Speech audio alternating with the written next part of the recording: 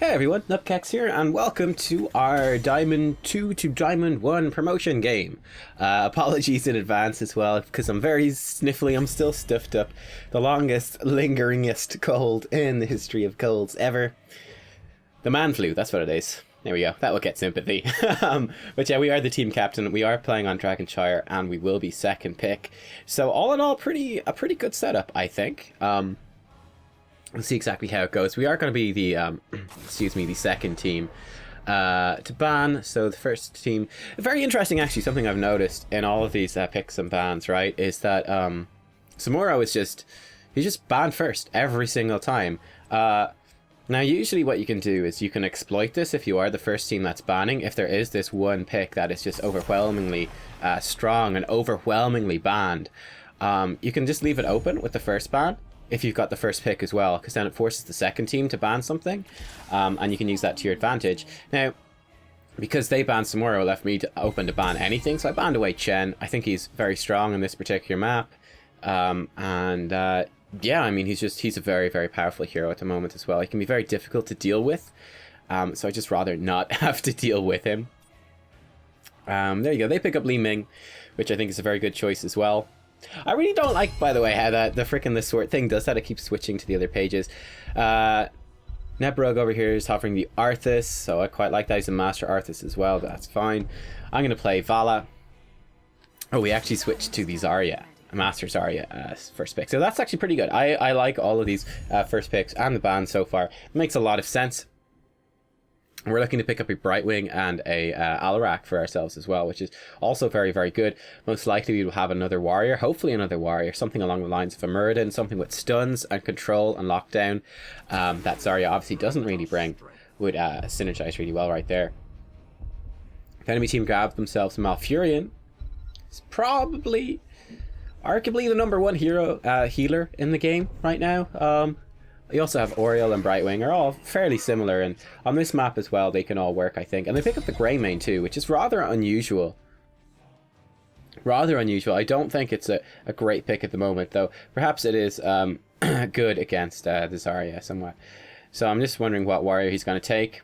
He's going to take ETC. Now, obviously, if you've watched any ranked video that I've made, you probably know that ETC is probably the most common ban in the second ban phase. So I'm asking, well, can you take Johanna if they take ETC? He says yes. Okay, that is fine. Because the issue would be, of course, if he only plays ETC and Muradin, and I ban the Muradin and they ban the ETC, and then suddenly we get stuck and he goes, oh, I actually can't play any more warriors, I don't play Tyrael or whatever, then we'd be in a bit of a rough spot. So just making sure. So just explaining that as well, and saying I hope they ban a tank. They actually ban out the Brightwing. Pretty smart. Brightwing the global, very effective on this particular map, and also, she's a pretty good counter to the Greymane. Greymane jumps in, she polymorphs him, makes life difficult for him.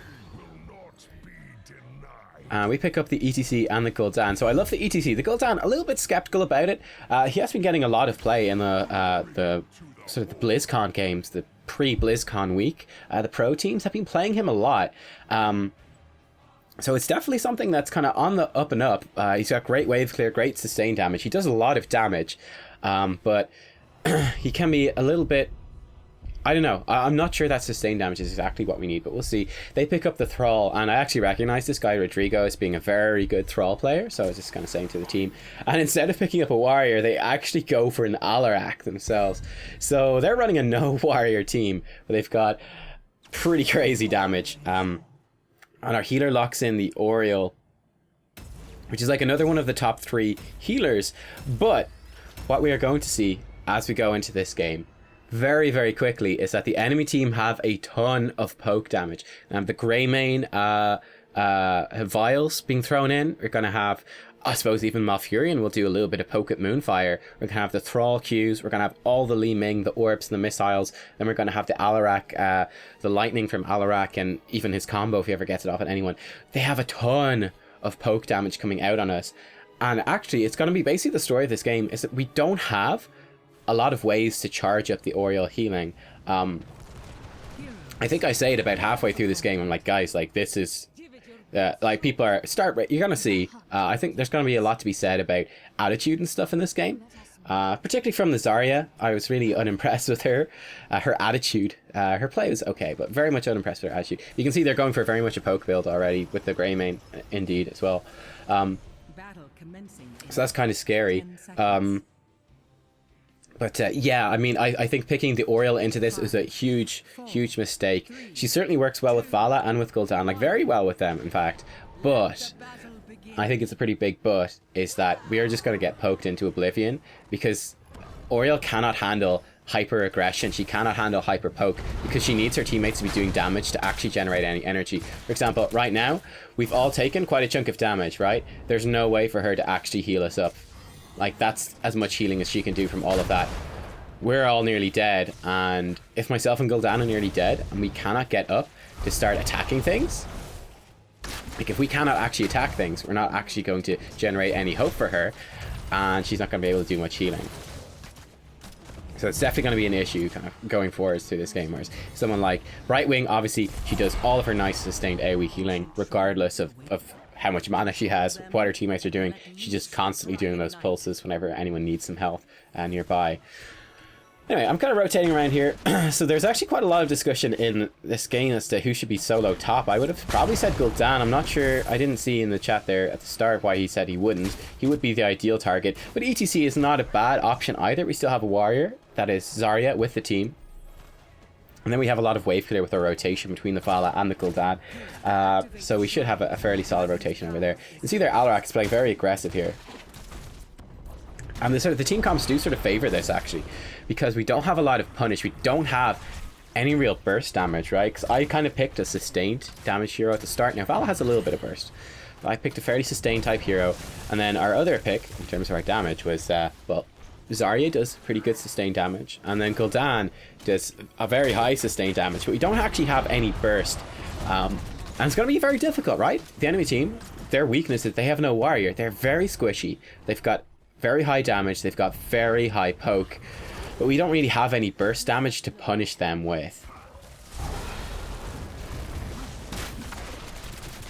You can see, like, that's as much burst damage as a Vala can do early in the game. It will get a little bit higher, but not that much. It's sort of trading a bit back and forth with the Grey main, but yeah, it's definitely going to be a challenge.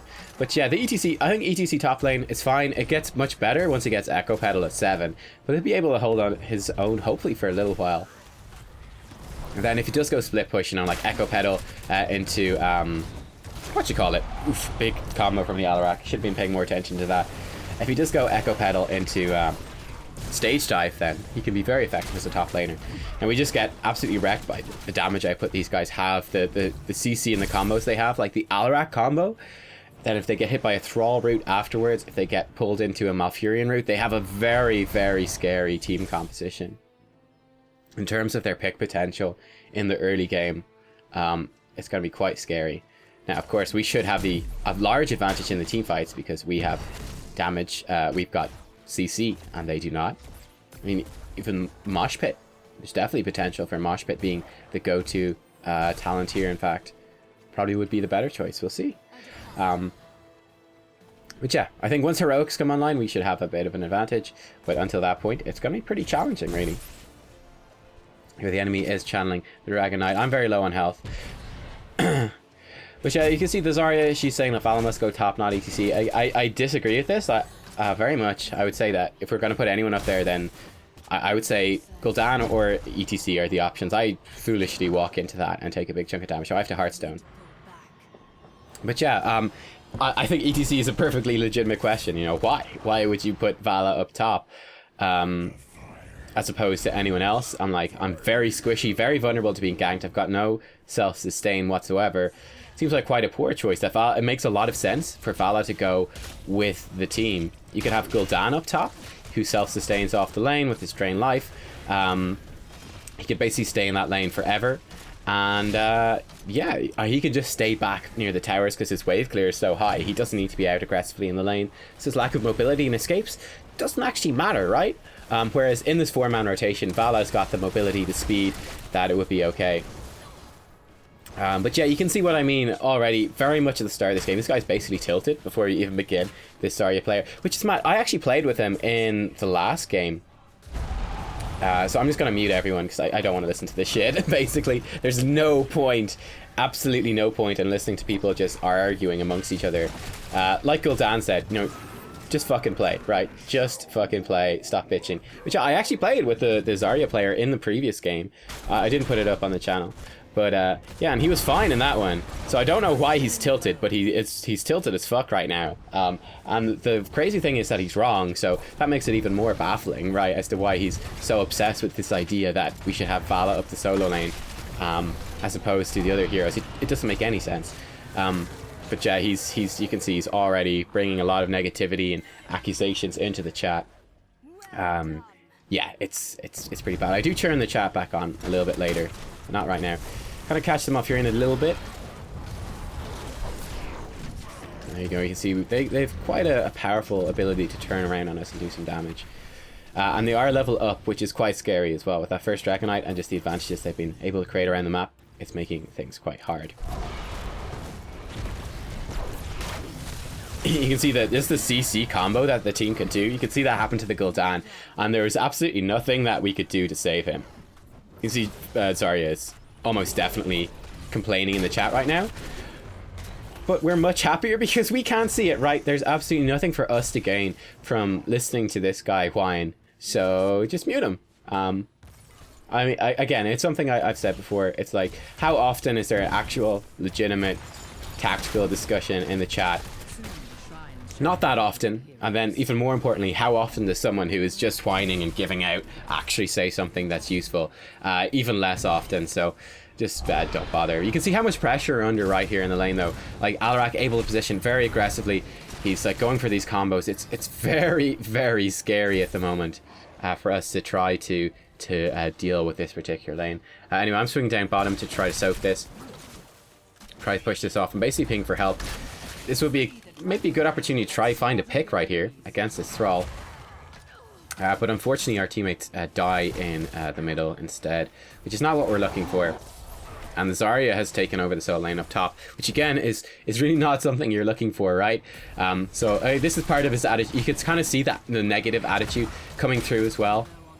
Try to sidestep the Alarak thing, but actually stand into it. We do finish him off though eventually, so that's good. And that's like the sort of the power of our CC combo. Vault into the Malfurion to try to kill him. And then, yeah, one thing that I would say as well that very much struck me in this game was that unfortunately our Oriole player was not very good. And that's definitely also making this difficult. To be fair, again, like I said at the start, very difficult for her to pick into this, and Zarya is being extremely negative.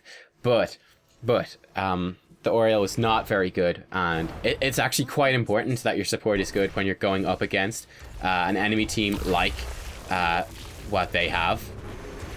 So you can see the Zarya, she's kind of gone aggressive up top, and she's kind of dying.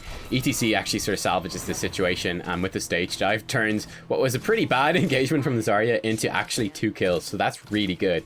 So I'm saying, you can see I'm being a little bit snarky, right? A little bit passive aggressive here from me, saying well played ETC, right? Because obviously what I haven't said is well played Zarya.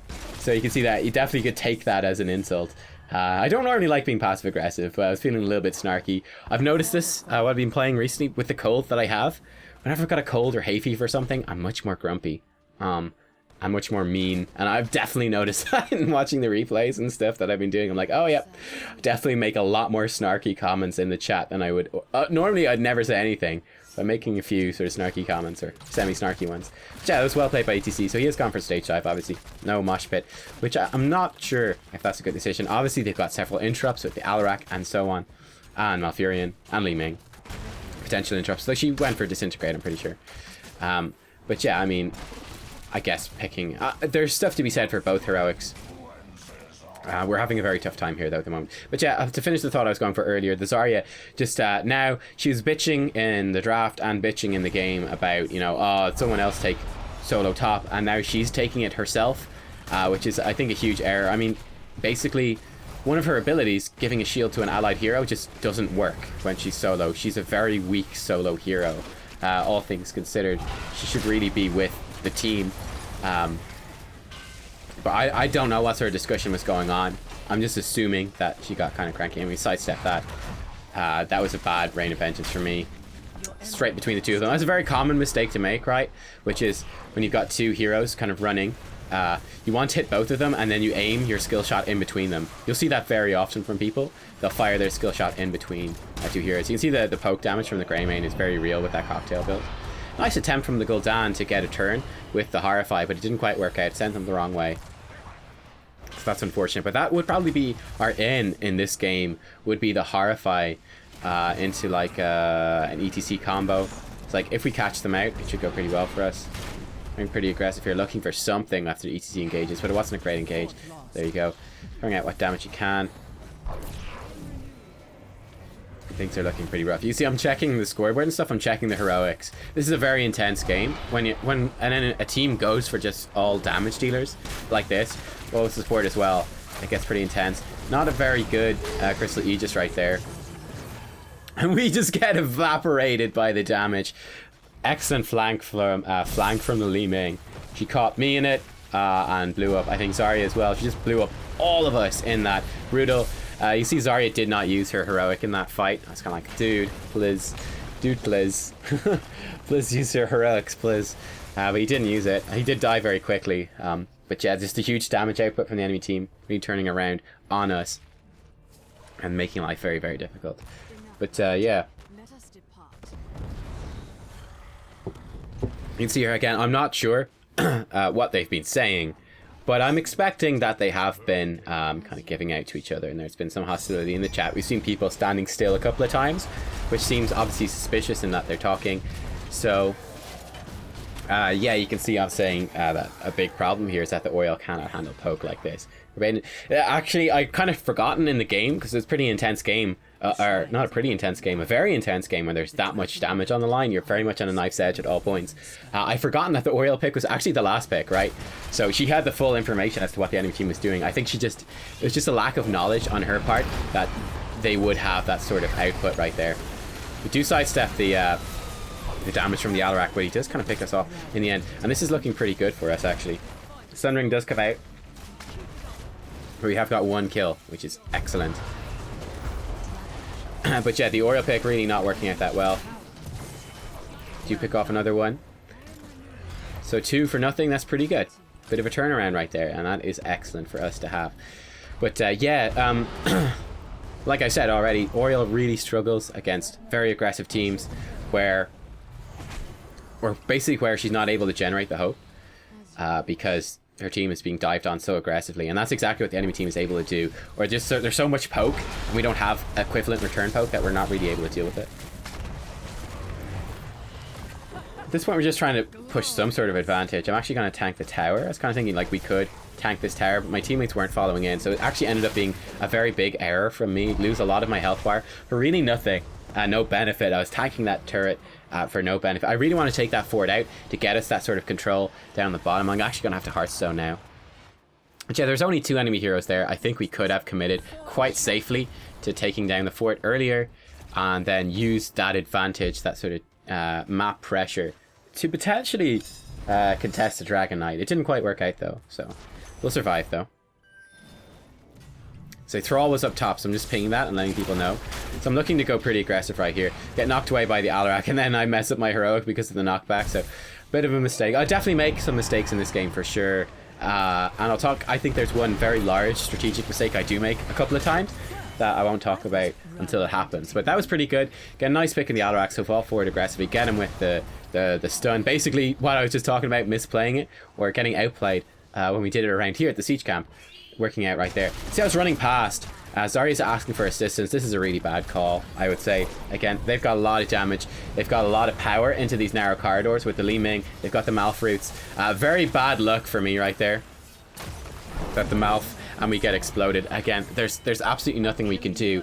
The reason that went so badly, number one, is the Zarya's call. Really bad call to actually try to take the siege camp. Can we take the siege camp? It's 4v4, right? Because ETC's gone top, so it's even numbers. And then we're obviously fighting at a disadvantage where we are on the siege camp and the enemy team gets to attack into us from Fog of War. They're coming in at us from the vision advantage. And they really exploited that very well. And like I said, they've got the Thrall Sundering, which can go through that narrow choke point. They've got all the Li Ming damage, which is very easy to land through the choke point. The Greymane Flasks, easy to land through the choke point. Then they've got the Malfurion Roots, which are disgustingly effective in the choke point. Like, we really do not want to fight them in that sort of situation. I mean, we've got an Oriel, a Zarya. It's not going to be as good for us. And we got very much punished for it. Again, it was very bad luck that as I vaulted away, like, we just landed right at the center of those roots. If we'd been like a centimeter to the side, we could have run out of it and it would have been okay. So it was very bad luck from us, for us, that was the way it worked out. Also well played by the Malfurion, getting the flank and landing the roots. That was well done by him for sure. Now it's pretty even. Now, at the same time, because the enemy did commit to getting that kill down on us, what it means is that we do get the stun on the Alarak, and that's pretty good. And the Alarak goes down, so this is really nice. I was looking for a stun onto that, didn't quite work out. Now we're looking for an engagement. Good Sunder to disengage, though, from the enemy team. We're trying to chase, but again, we've got a Gul'dan who's not that strong at chasing. The stage dive is a little bit conservative. It didn't quite work out. See, I'm on the side. I'm also looking for a flank here, and I've sort of been doing that, getting those flank multi-shots through the enemy team. With level 16, it does the slow. It's got extra range, so it's able to work out. I'm just like pinging on people to retreat. Again, we're in like a flank, which is kind of awkward for us. I was looking to maybe kill the Greymane. We almost got him, but not quite. So going to retreat now away from that. But I think definitely looking to over chase, and unfortunately chasing is just not her strong point. I think the Zarya once again typing something. She just eats the Li Ming thing to her face. Which, yeah, we're going to retreat away. So we did get a kill, but it's very difficult for us to actually capitalize on that, to actually translate that kill into some sort of map advantage. We're having a tough time. Now, ETC is doing the correct thing, I think, going up and split pushing there. And coming and taking this bruiser camp should work out pretty well. We have all our heroics coming up pretty soon, so that will be good. Both teams are halfway to level 20, so pretty much neck and neck on that front. And there you go, we're just going to start taking down this bruiser camp. ETC starting off the split push. Unfortunately, that siege camp actually down bottom is just going to get mopped up pretty much effortlessly by the enemy team. We have quite a strong like top push here. See, I'm just going to push that wave just that little bit, just get it pushing, get a little bit of vision. I would have liked to stayed and cleared it up and got us to 20, but with the way our teammates were rotating, that would have been too risky. If I stayed to clear that wave, with 3 going down bottom, with ETC still top, very huge risk, again, with the amount of damage on the enemy team, that if I did stay there to get that level 20 for us a little bit earlier and maybe push the advantage, would have got picked off and had a horrible time. ETC is engaging with the stage dive. We're a little bit slow to realize. I think he should have pinged twice. I think 2 pings is a good amount of pings. Now we're in a pretty tough spot. We've got Alarak and the dude behind us. Not a very good heroic from the Zarya. I think that's a big problem with this game as well. And there's a pretty large mistake for me, standing beside the Malfurion and getting caught in the Twilight Dream, which allows the Greymane to jump on top of me and blow me up. That was a mistake that I made in this game for sure, was not respecting the damage of the Twilight Dream from the Malf. It's just it's a flaw in my own play that I learned from this game. Just because, again, as you'll notice as well, this is the first ranked video I've brought you guys in a long time. I haven't been able to play ranked because I've had a ton of computer issues. Honestly, they're not even fully fixed. In the game before this, we still won, but I was having horrific like lag and stuttering issues and frame rate issues. It was pretty much unplayable. So I don't know if you'll notice, but I did turn all the graphic settings down for this video just to try to make it run just a little bit smoother. And it was fine for the most part. But I've been having a lot of internet issues, a lot of computer issues, and it's somewhat stable right now, and I'm getting back into ranked, but I'm definitely rusty. But yeah, like I played all of my original, or all of the ranked games I played up until this point was when Malf was OP and Malf was pretty much guaranteed ban. Whereas now, when I'm back playing, it's Samuro is kind of taking that spot, and Malf gets through much more often. So I'm not actually used to playing against Malf, and I've not really actually played against him using the Twilight Dream. I'm obviously aware of it, but there's a difference between being aware of it and actually having experience against it. So that was something I was learning in this game. I think I walk into it like one more time, and that might be it. I don't remember now. But definitely that, like, walking into it there at that stage is pretty bad. Also, at the same time, it was well played by the Malfurion. And, you know, our warriors did not do a fantastic job in creating a zone, good zone control. And I didn't notice the Oriel Whip, her knockback, her I forget what it's called, Detainment Strike. I didn't notice that being effective in that either. I'm not sure. That's something to watch out for. You could see certainly the Zarya heroic was very weak in that. She landed it on the Alarak just about, but he just telekinesis himself outside, so it didn't really matter. This is really good though. We blow up the Alarak. Huge Horrify coming out. So well played by him. And here we are, trying to push in. But once again, we've got like this 4-man advantage, but we're just not able to really push in and make anything happen with it. ETC looking for something. We're really not finding it, honestly. Really not finding it. I think we should have backed off earlier and tried to take some of these points. You can see I'm pinging that I'm going to go up top. I'm a little bit nervous that I'm going to do this on my own. I'm quite scared, to be honest with you. I'm going to unmute my teammates just to see like what they're talking about here, because this is quite a scary sort of tactical situation. And it's looking quite likely that we could win this game, or that we ought to. So I need to see what they're actually saying in the chat, just in case there is something important. But yeah, I will be able to take this. The Zarya has gone to clear up the waves. Again, she's not very good at that. I don't think she should be doing it. Like, as you can see, she had no energy. So the speed at which she's clearing those waves is extremely low and slow and inefficient. I really don't think it was necessary, even though they did have, you know, bruisers there or whatever. But I think leave it for someone else to do. I think the Zarya definitely taking solo laning duties onto herself far too often. I'm like, if you're a Master Zarya, you should really know that, you know? I'm pushing this lane out. Our teammates are looking for a fight. Like, if we get a good fight, it could work. And that was actually pretty good. So I should have been with the team. That was definitely a mistake for me. To clear the wave, we've probably... I should have been with my teammates, because when they did get a good Horrify pick, I wasn't there to follow up with the damage. If I had been, it would have been okay. But overall, what I was doing was, roughly speaking, it wasn't awful, right? It's that we need to get the lanes pushing, we need to get vision control, we need to get map control. And certainly the enemy team has a stronger pick comp than we do, on the whole. Or an easier to execute pick comp than we do on the whole, for sure. Because, I mean, Zarya has not been playing that well. Gul'dan has been doing great with his Horrifies, but yeah, we don't have a ton of burst damage. We don't have a ton of CC. Nothing compared to the sort of damage and CC lockdown that the enemy team could bring. One thing you'll notice as well a lot in this is that I'm going to be scouting a lot of these brushes. You can see how scary this game is. I have to keep scouting these brushes just because of the crazy gank potential the enemy team has, but using my abilities to keep those scouted out, sort of keep an eye on what's going on around there. So Grandmaster is going to take this back. I say at this stage probably take the Bruiser camp or something. It's very difficult because it's so late in the game, where the Merc camps actually start becoming very weak.